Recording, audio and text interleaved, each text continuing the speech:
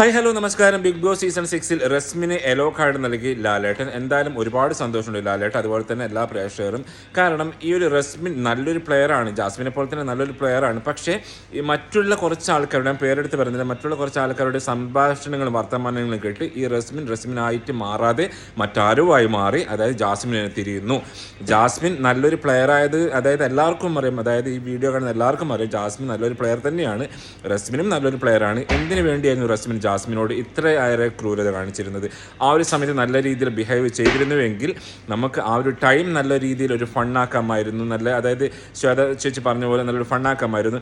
നിങ്ങളൊക്കെ കളിച്ചോളൂ, പക്ഷേ കളിക്കുന്നതിൽ ഒരു തിങ്ക്, അതായത് അവിടെ നമ്മളെല്ലാവരും ഒന്നാണ് എന്നുള്ളൊരു സംഭവം നമ്മുടെ മൈൻഡിൽ കുറച്ചെങ്കിലും ഉണ്ടെങ്കിൽ അന്ന് ഈ സംഭവം ഉണ്ടാവില്ല.